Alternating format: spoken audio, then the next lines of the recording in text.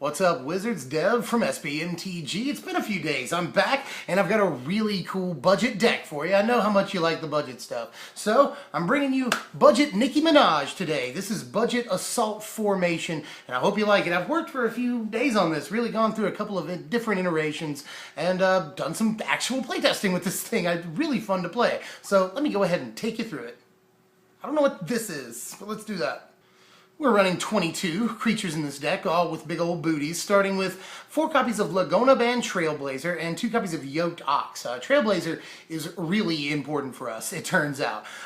We can do some pretty stupid tricks with this if we get a second turn assault formation and a couple of pump spells in our hand. We can win by turn 3. A 1 mana 4/4, once you get the assault formation, is pretty cool and helps clog up the game. We did pretty darn well against aggro with all these low mana cost, high toughness creatures. And aggro's pretty big right now. So yeah, these 4, 6 1-drops right here, all with 4 toughness, will both help us clog up the board and become very important once we drop assault formation.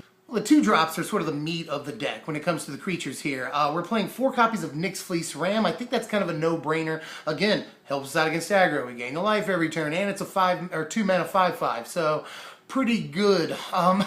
Aside from that, our other 2-drops in the creatures are 4 Wall of Essence and 4 Wall of Mulch. So we're running 8 walls total. That'll help out Wall of Mulch if we ever need to dig, usually for assault formation.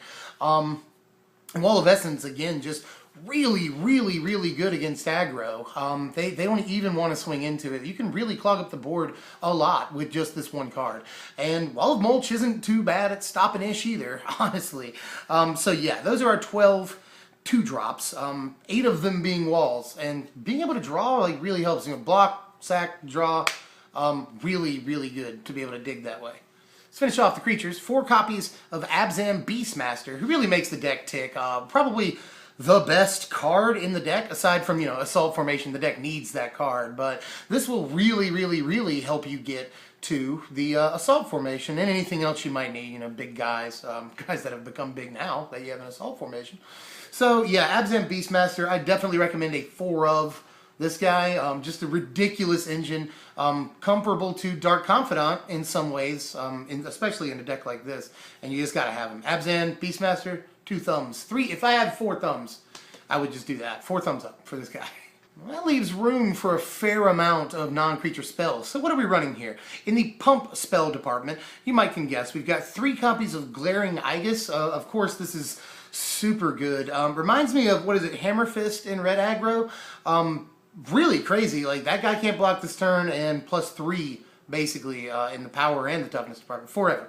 So once you have an assault formation out, really like this. Obviously, it's not a combat trick, that's why I'm limiting it to 3, but this card is fan-effing-tastic, no doubt about it. Glaring Aegis, this is the deck that this card belongs in, if it belongs anywhere. And 4 copies of Shape the Sands. Reading this in an assault formation deck just makes you really laugh. You can block and kill pretty much anything they might swing with, or, you know, for 1 mana, you get to deal an extra 5 damage. It's a lava axe, basically. It becomes the best giant growth in the history of Magic in this deck. So Shape the Sands definitely has a place, I would say, and really can catch people by surprise. They think they've got you with, you know, they played their stupid Dragon Lord, and you just laugh and you play Shape the Sands, and you kill it with a 0/4, you know, Yoked Ox.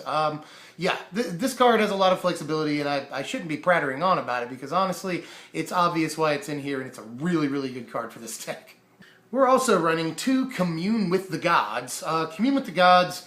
It started off as a 1 of, honestly, and became a 2 of. We just really want to be consistent and always be able to get assault formation no matter what. We're digging with Wall of Mulch, we're digging with Abzan Beastmaster, and we're trying to get to one of our basically 6 copies with the Commune with the Gods of assault formation.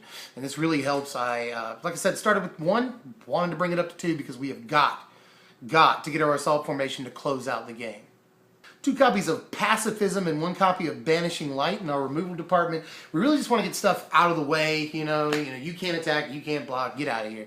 And Banishing Light really for the, you know, more problematic stuff that we see. But there could maybe be more removal. This started off as a full 4 of Pacifism, and I just wanted to make slots for stuff that we want to get the assault formation working.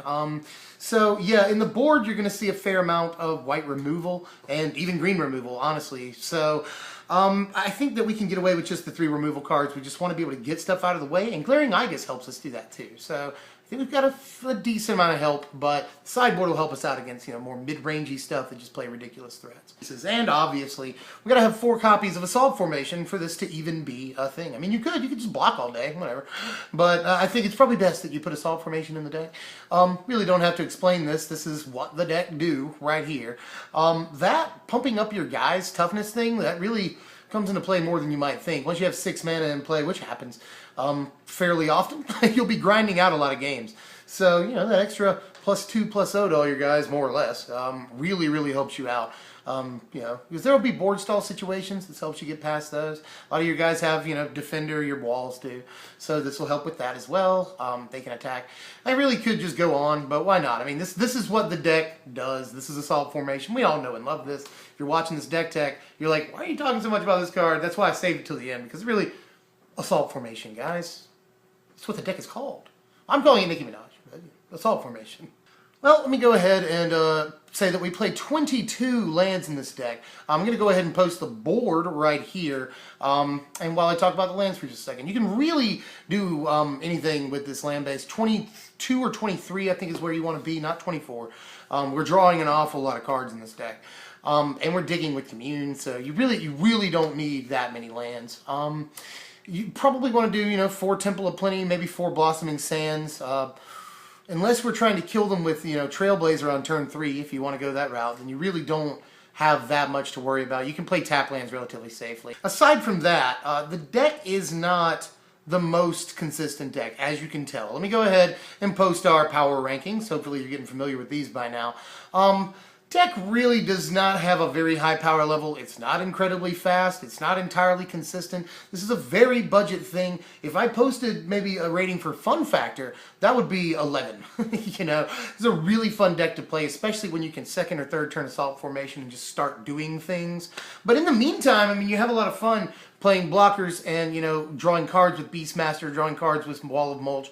So this deck does a lot of really fun things and feels cohesive, a fairly high synergy in this deck, but you absolutely need it to go off to do all the things. It's really not a hard deck to figure out and stop, which is why it's just not consistent, it's not versatile. But again, if I could post fun factor, I would post it all the way, and obviously defense is pretty sweet in this deck. So try it out. I mean, try it out against your buddies. Maybe go to FNM with it, because everyone will, you know, even if you lose, people will root for you. You always root for the Assault Formation deck, guaranteed.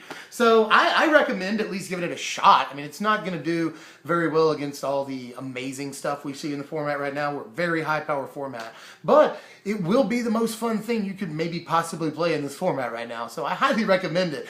That is Nicki Minaj, you guys. I'm Dev from Strictly Better MTG. If you like this content, you know what to do. Like, share, comment, subscribe. They don't take long to do, and they help us out like so much, and we appreciate it a lot. Remember, we'll be doing more of these deck takes later on. Tony and I have decided to do something with Grixis. I told you I might be doing Grixis soon. Tony and I are starting a new series. We'll see how it works out after the first one, where we debate over a deck. These are his choices. These are my choices. You guys tell us which one you liked better. All of that is basically a deck debate, you want to say. So, yeah, stay tuned. Subscribe for all of that content. We'll be doing more deck techs. MTG Origins coming out soon, so spoiler season's heading up, my favorite time of the year. And I know you're tired of hearing me talk. So, I'm Dev from SBMTG, and I will see you guys later. Thanks for watching, Wizards.